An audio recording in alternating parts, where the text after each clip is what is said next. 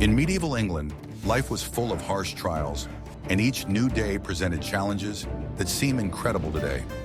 Society was divided into classes, each with its own rules and responsibilities. But beyond the obvious roles of knights, peasants, and craftsmen, there were other, less visible professions. Some of them were so dangerous that just mentioning them caused a stir in society. These people faced risk every day, working in conditions that left no room for error. Their labor was the foundation of society, but their fate was rarely recorded in the annals of history. Today, we will dive into the world of the most dangerous and little-known professions of that era. Watch the video to the end, and you will learn how people risk everything to do the dirtiest and hardest work.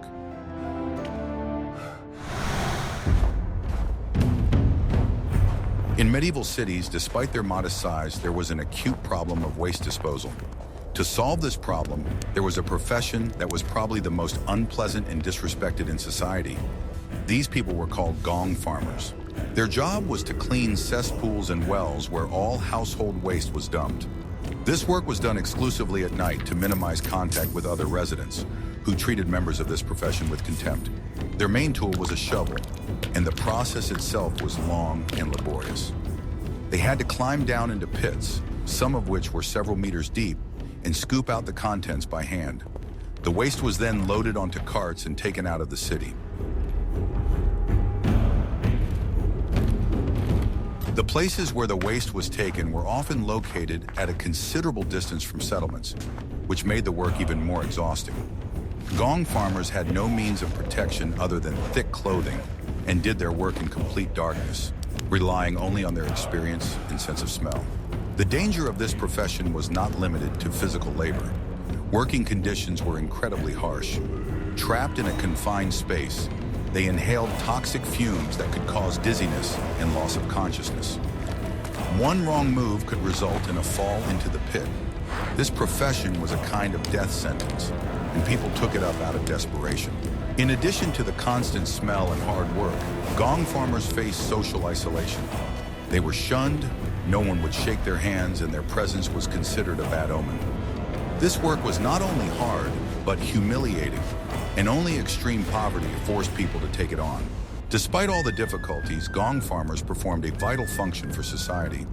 Without their labor, cities would have been buried in waste, leading to unsanitary conditions. Their work was invisible but necessary. They were a kind of invisible heroes who single-handedly dealt with a problem that was too much for society as a whole. This profession was a kind of dark side of medieval life that people didn't like to talk about but couldn't do without. What do you think was the most difficult part of this job? The physical labor, the disgusting smell, or the contempt of those around you? Share your opinion in the comments.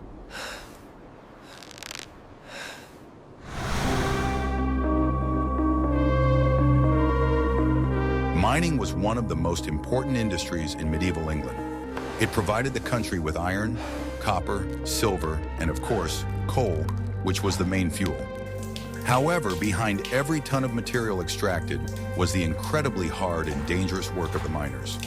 These people spent most of their lives underground, far from sunlight, in conditions of constant danger. They worked in narrow, poorly lit tunnels, breaking rock by hand. Their main tools were pickaxes, hammers, and wedges. The work required tremendous physical strength and endurance. Collapses were a constant threat, as the tunnel supports were often primitive and unable to withstand the load. Miners worked at depths where the air was heavy and space was limited. The dim light of torches or oil lamps was the only source of light. In addition to cave-ins, there was another danger: the accumulation of gases in the mines, which could lead to loss of consciousness and suffocation. In order to protect themselves in some way, miners worked in groups so that, if necessary, one could help another. But even this did not always help. Miners had no way of knowing what awaited them. And every descent into the mine was a kind of lottery. They relied solely on their experience and intuition. In addition to these dangers, there was another, equally serious problem. The noise in the mines was deafening. The sounds of hammers, the roar of collapsing rock, and cries for help created a constant background noise that led to hearing loss. This invisible enemy was no less dangerous than cave-ins and made the miners' lives even more difficult. The constant noise and darkness led to psychological stress, which could cause loss of concentration and mistakes. In confined spaces and without sunlight, miners faced another problem: vitamin deficiency. This led to health problems, weakened immunity, and constant fatigue. They were a kind of ghosts of society, working in complete isolation to provide the country with essential resources. However, despite all the difficulties, the miners continued to work. Their labor was vital to the economy, and they were the only ones who could do it. They were true heroes who risked everything to provide society with the necessary resources. Their work was not just labor, but a kind of feat that was not always appreciated. They lived in their own world, where time passed differently, and each new day was a new challenge. All of this reminds us how highly human life is valued today, and how easily it could have been cut short in the past. What was the price of all this then? And can these risks even be compared to what they received in return? We'll find out very soon.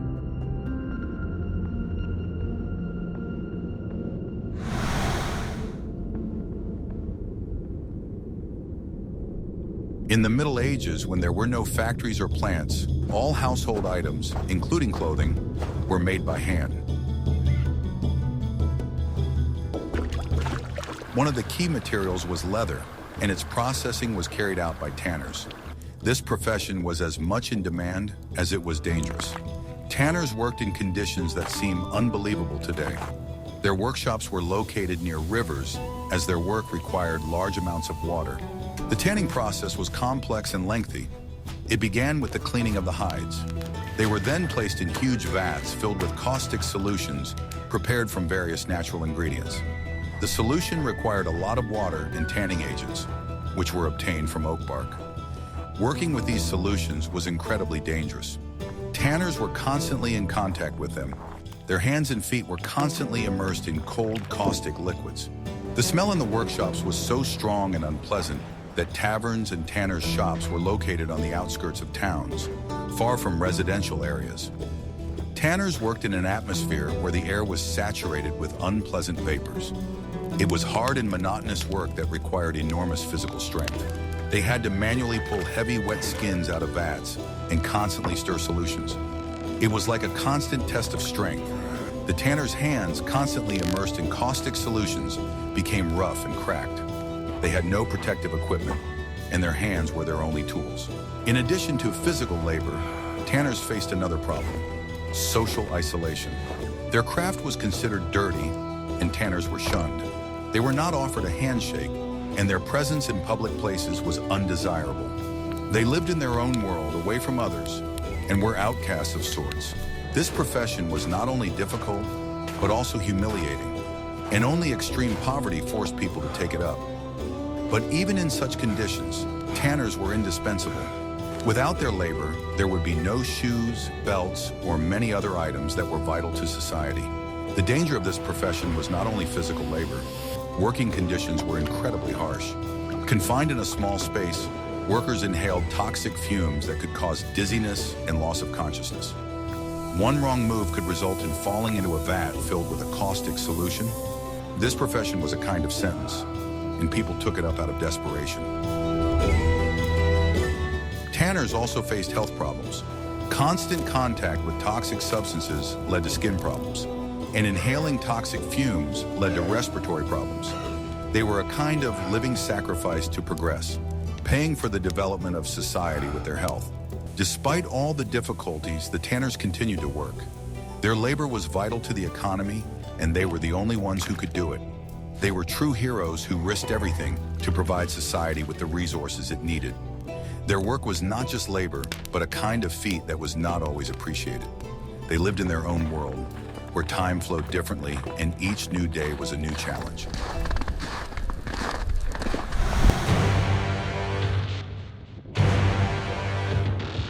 In medieval England, it was a time of architectural splendor. Majestic castles, cathedrals, and bridges were built that still amaze us with their beauty and strength. However, behind each of these structures was the hard and dangerous work of masons. These people spent most of their lives on construction sites, where every day was fraught with danger. Their work began in quarries where they carved huge blocks of stone from the rock. These blocks were then transported to the construction site using primitive winches and carts. On site, the masons worked each block by hand, shaping it into the required form. The work was incredibly hard. They used hammers and chisels to break the stones, and every blow was risky. The masons worked at heights, building walls and arches. The narrow wooden platforms that served as their workplace were their only safety measure. One wrong move, or a weakened fastening, could lead to a fall. Thick dust hung in the air and got into the lungs. It was hard and monotonous work that required enormous physical strength and endurance. In the Middle Ages, the profession of mason was incredibly respected because not only the beauty, but also the durability of the buildings depended on their skill. It was not just brute physical strength, but a real art. Bricklayers not only cut stones, but also knew how to accurately calculate loads, creating arches and vaults that could support the weight of multi-ton structures. Their skills were passed down from generation to generation, from master to apprentice, and often remained a family secret. An apprentice, or journeyman, spent years alongside an experienced master, performing the simplest and dirtiest tasks, carrying stones, preparing mortar, cleaning tools. Only after many years, having proven his diligence and talent, could he become a full member of the guild. The work of masons was strictly organized in guilds. These guilds, or lodges, were something like modern trade unions. They regulated training, set quality standards, and protected their members from the whims of customers. Within the guild, there was a strict hierarchy, from apprentice to journeyman, and finally master. To become a master, a mason had to complete a masterpiece, a complex architectural detail that demonstrated his supreme skill. This could be anything from an intricately carved column capital to a complex decorative element. Once several master masons of the guild approved his work, he was granted the right to open his own workshop and hire apprentices. A mason's tools were pretty simple, but there were a lot of them. The main one was a chisel, or scalpel, which he used to chip away at the stone. For rougher work, hammers or pickaxes were used. An important tool was a square, which they used to check the accuracy of angles, and a plumb line, which helped keep the walls perfectly vertical. All these tools were made of iron and required regular sharpening and repair. Bricklayers could not afford to let their tools become blunt, as this not only slowed down their work, but also increased the risk of injury. Sharp tools allowed them to work with stone more accurately, reducing the strain on their hands. Medieval construction sites were noisy and crowded places. Hundreds of people, masons, carpenters, and laborers, worked side by side. Masons worked on the main framework of the building, while carpenters erected scaffolding and formwork. Work continued from dawn to dusk, with only short breaks for meals. Dust hung in the air, and the sound of hammers striking and stones grinding filled the air. Despite all the risks, the masons took pride in their work. They were creating something eternal that would stand for centuries. Their names are rarely mentioned in the chronicles, but their labor is immortalized in the walls of cathedrals that still tower over cities today. They were true heroes of their time, even though they did not wear knight's armor or participate in battles. Their battle was with stone, and they won, creating works of art. So who forged the tools without which the stonemasons could not have worked? The answer is on the surface of the anvil. It is the blacksmiths, who will be discussed further. Stay with us.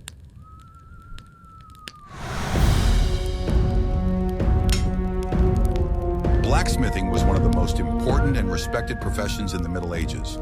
Blacksmiths made almost all metal objects, from weapons and armor to tools and household items. However, their work was fraught with constant danger.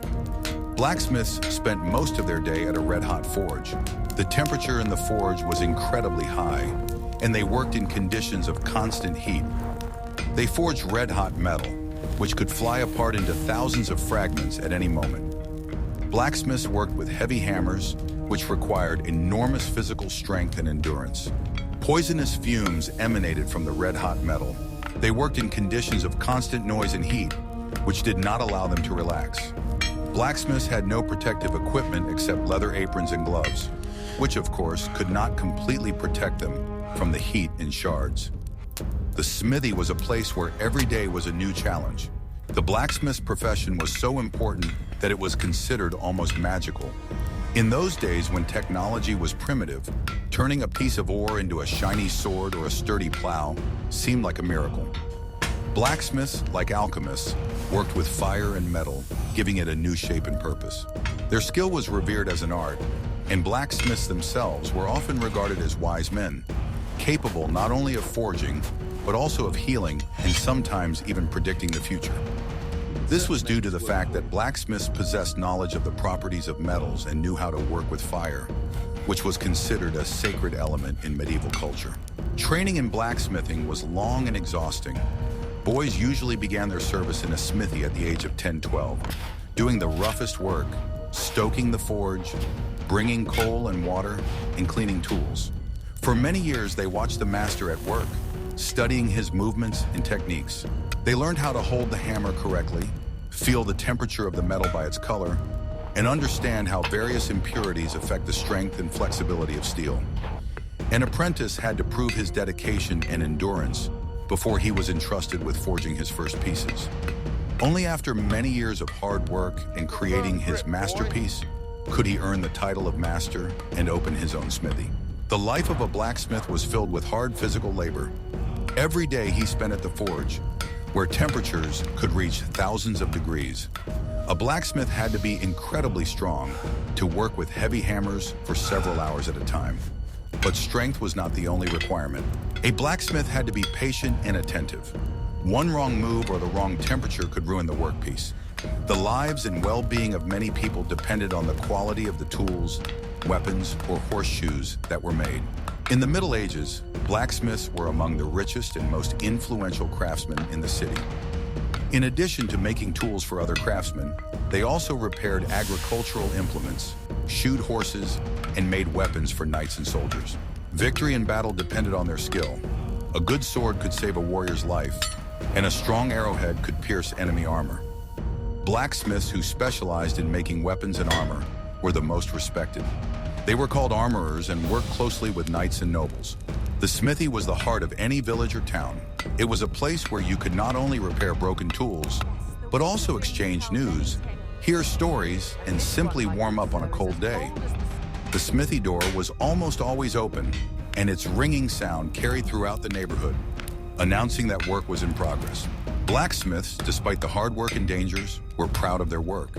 They created things that made people's lives better and safer, and their legacy lives on in every old castle and every tool still used by modern craftsmen.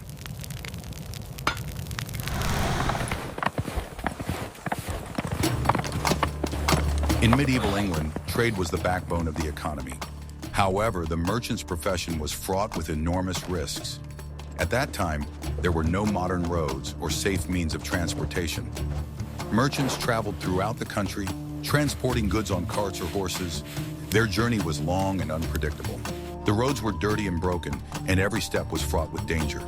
They had to cross rivers, mountain passes, and forests, where they were constantly threatened by bandits. Merchants had no protection except their weapons and had to be prepared for any surprise. They risked not only their goods, but also their lives. Trade was not only physically demanding, but also psychologically stressful.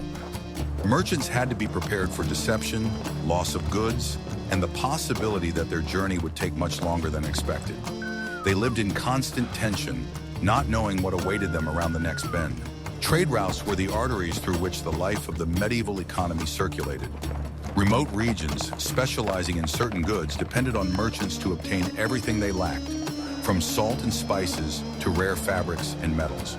Traveling merchants, peddlers, or traders were the link between worlds, but their work was much more complicated than it seems at first glance.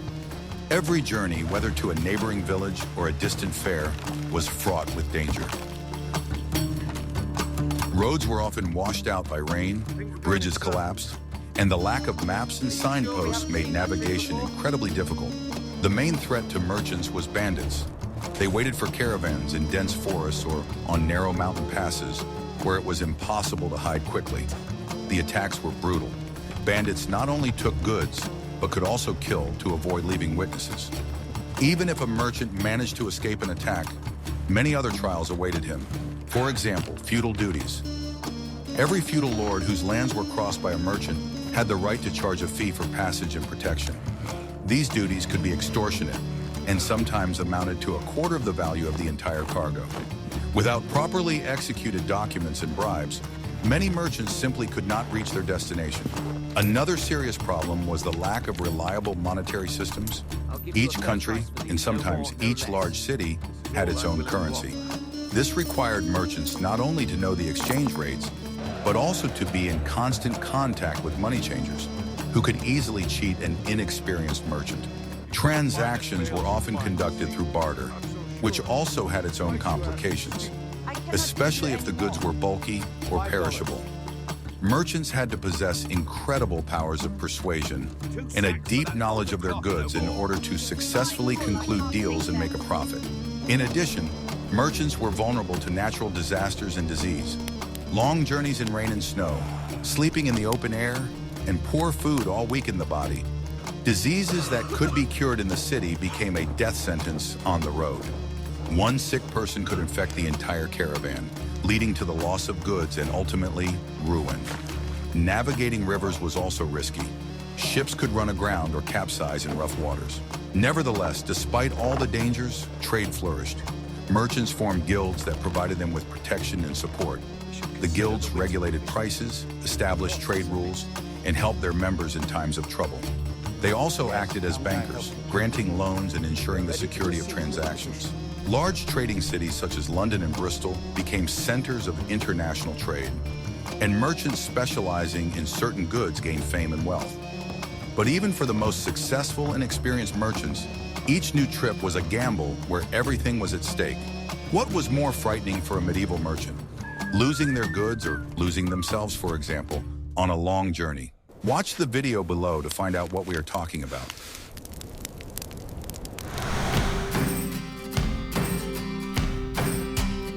In the Middle Ages, England was a maritime power, and ships played a key role in its economy. However, behind every ship was the hard and dangerous work of shipbuilders. These people worked in shipyards where every day was a new challenge. They built ships out of wood, which was very heavy and bulky. They had to lift huge logs that could fall at any moment. Shipbuilders worked at heights, on narrow platforms without any safety equipment. They used heavy tools that could injure them. Working in a shipyard was risky. Shipbuilders had to be prepared for an accident at any moment. The profession of shipbuilder, or shipwright, was one of the most important and respected in maritime England. These craftsmen were true engineers of their time, combining the skills of a carpenter, joiner, and architect. They had to understand the properties of wood, its flexibility and strength, in order to build ships capable of withstanding storms and long voyages. Shipbuilding was not just a craft, but a complex science that required precise calculations and a deep understanding of hydrodynamics, even if this knowledge was not formalized in the form of formulas. Work at the shipyard began with the selection and preparation of suitable timber. Strong oak was used for the keel and frames, while lighter pine or larch was used for the planking. Trees were felled in the winter months when the sap had drained into the roots, making the wood denser and more resistant to rot. The huge logs were then delivered to the shipyard, where they were sawn and processed by hand. This was an incredibly laborious and dangerous process. Heavy logs could slip off the lifting mechanisms, and saws and axes required great skill. When all the parts were ready, the assembly process began. First, the keel was erected, the foundation of the future ship. Then frames were attached to it, forming the hull of the vessel. This work was carried out in the open air, and the craftsmen were constantly exposed to the elements, scorching sun, freezing rain, and strong winds. To connect the wooden parts, the shipbuilders used wooden pegs and metal staples, which were made on site by blacksmiths. Each detail had to be fitted with jeweler's precision to ensure the hull was watertight. The stage when the planking was attached to the frame was particularly dangerous. The craftsmen worked on narrow, slippery platforms several meters above the ground. One wrong move could result in a fall and serious injury. In addition, wood dust constantly hung in the air, entering the lungs and causing illness. The seams between the boards were then caulked with tow and filled with resin to make the hull watertight. This process was not only dirty, but also dangerous due to the acrid fumes. Shipbuilders worked in conditions of constant noise. The banging of hammers, the screeching of saws, and the roar of voices. But despite all the difficulties, they were proud of their work. They were not just creating means of transport, but masterpieces of engineering capable of crossing oceans and connecting continents. Their names were rarely mentioned in the chronicles, but their contribution to the development of England as a maritime power was invaluable. Shipbuilding guilds, similar to those of stonemasons and blacksmiths, regulated training and protected the interests of their members. They set strict quality standards to ensure that every ship built was reliable and safe. Ultimately, the success of any sea voyage depended on the skill of the shipbuilder. Not only the fate of the cargo, but also the lives of the crew depended on how sturdy and reliable the ship was built. Masters of their craft, they were the unsung heroes behind every great discovery and every successful trading voyage.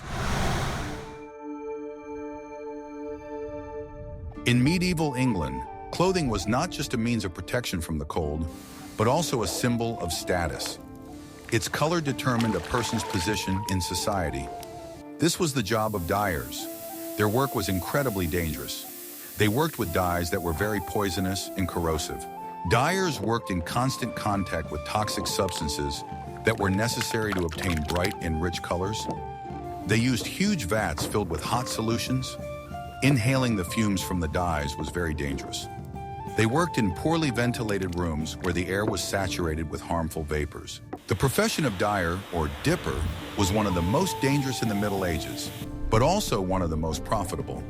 Bright, rich colors were only available to the rich. Purple was the color of royal power.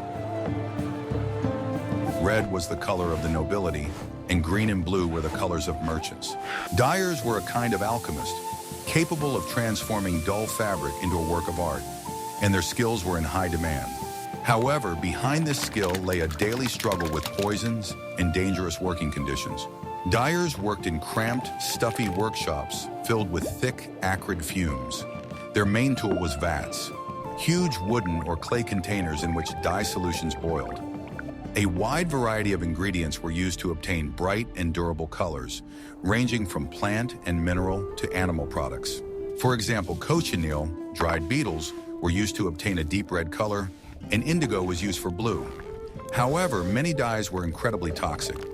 For example, lead compounds were often used to obtain yellow and orange colors, which caused severe poisoning and nervous disorders. The most dangerous substances that dyers worked with were urine and lime, which were used to prepare fabrics and fix colors.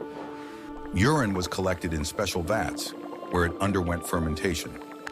During this process, ammonia was released, a corrosive gas that could cause burns to the respiratory tract and eyes. Dyers were forced to constantly inhale these vapors, which led to chronic lung diseases and eye infections. In addition, they worked with hot, boiling solutions, which increased the risk of burns and scalds. One wrong move could cause the craftsman to dip into the poisonous solution, often with fatal consequences. Despite all the risks, dyers were highly skilled professionals. They possessed secret knowledge of dye recipe that were passed down from generation to generation. Each dyer had his own set of recipes, which he kept strictly confidential. They knew how to mix different ingredients to get the right shade and how to fix the color so it wouldn't fade over time. It wasn't just a craft, but a real art that required patience, precision, and a deep understanding of chemistry. The life of a dyer was short and full of illness. Their skin was covered with sores and eczema, and their lungs were damaged from constantly inhaling toxic fumes. Nevertheless, they were proud of their work. They created beauty that was available only to the select few, and their labor was valued at its weight in gold. Their workshops, with huge vats and boiling solutions, resembled alchemical laboratories where magical transformations took place. The Dyers Guild strictly regulated their profession, controlling quality and protecting their secrets. They were among the richest and most influential guilds in the cities, but even that could not protect them from the daily dangers they faced. They were the unsung heroes of their time, risking their health and lives for beauty and status. Their legacy is the vibrant, long-lasting colors that still amaze us today in antique tapestries and paintings.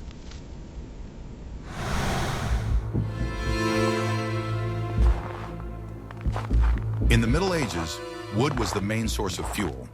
It was used to heat homes and fuel forges and furnaces.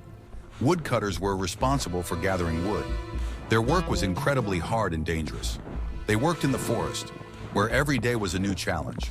They had to chop down huge trees that could fall at any moment. Woodcutters worked with heavy axes that could injure them. They worked in conditions where there was no safety equipment. The work was risky. The profession of a woodcutter or lumberjack was no less important than the work of other craftsmen. Without their hard work, there would be no hot meals, no warm homes, and no working smithies. The forest was an inexhaustible resource, but extracting wood from it required enormous strength, endurance, and knowledge of the trade. Woodcutters were true experts in their craft, although their work was rarely valued as highly as that of masons or blacksmiths. The woodcutters' work began early in the morning and continued until sunset. They went into the forest with axes and saws to find suitable trees. Different types of wood were used for different purposes: oak and ash for construction, beech and maple for fuel. The skill of a woodcutter lay not only in strength, but also in the ability to choose the right tree and calculate where it would fall. An incorrectly calculated blow could cause the tree to fall on the woodcutter himself or damage neighboring trees, creating a dangerous chain reaction. Dangers lurked at every turn for woodcutters. They worked in the forest, where there were no doctors or medicines.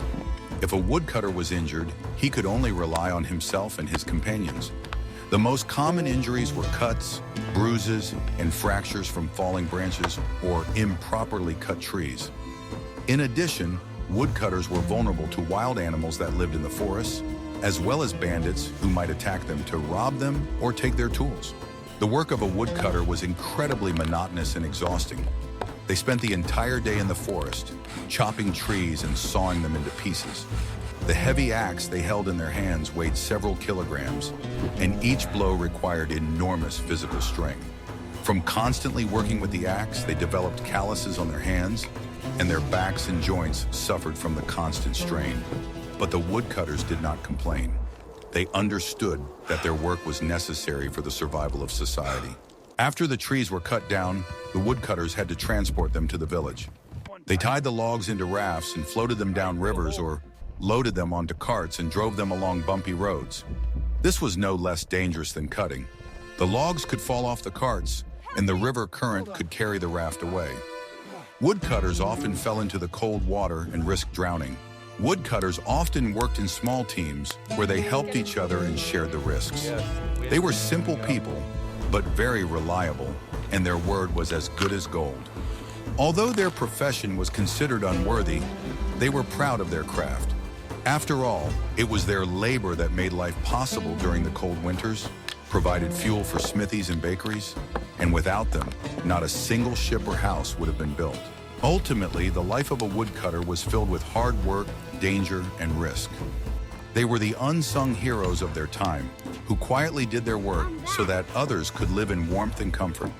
Their labor was the foundation of medieval society, and without them, it simply could not have existed.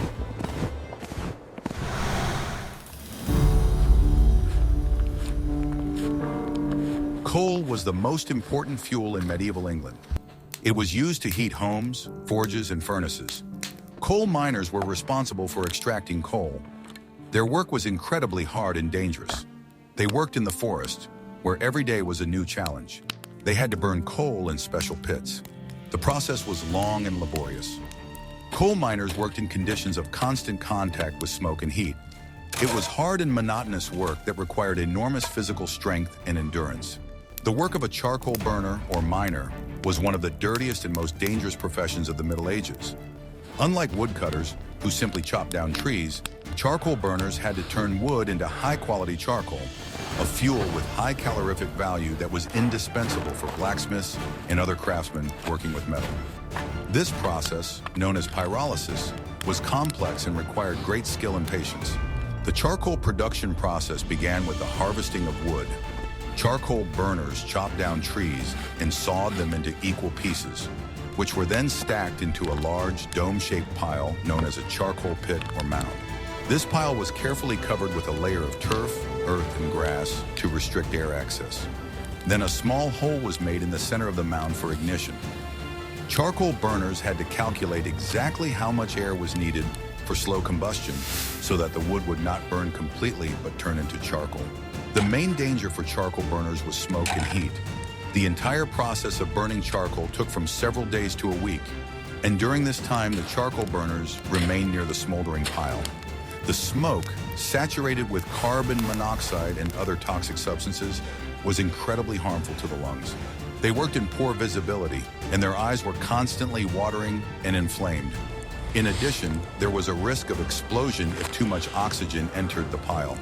One wrong move or the wrong amount of earth could lead to a fire and the loss of the entire harvest. Charcoal burners were among the most despised people in medieval society. They lived in remote forests, far from towns and villages. Their skin and clothes were constantly covered in soot and dirt, and their faces were blackened. But despite their low social status, they were indispensable. Without charcoal, blacksmiths would not have been able to work, and homes would have remained cold. Their labor was the foundation for the development of crafts and industry, although they themselves remained in the shadows. Thus, the life of a medieval charcoal burner was filled with loneliness, hard physical labor, and constant danger.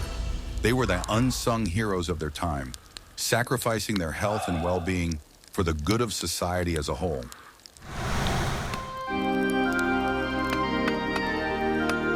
We have seen that life in medieval England was full of harsh trials. People risked everything to do their jobs, and their labor was the foundation of society. From the masons who built magnificent cathedrals to the coal miners who provided fuel for the entire country, each of them faced dangers that are difficult to even imagine today. All of these professions were dangerous in their own way, but they had one thing in common: no safety guarantees. Medieval people did not know what insurance or occupational safety was. They were completely dependent on their strength, skill, and luck. Their lives were short and their work was hard, but it is thanks to their dedication and perseverance that we can admire the architectural and artistic masterpieces they created. Their stories are not just tales of work, but testimonies to the strength of the human spirit, capable of overcoming any difficulty. Which of these professions do you think is the most dangerous? Write about it in the comments and we'll discuss it. And don't forget to subscribe to the channel so you don't miss any other videos.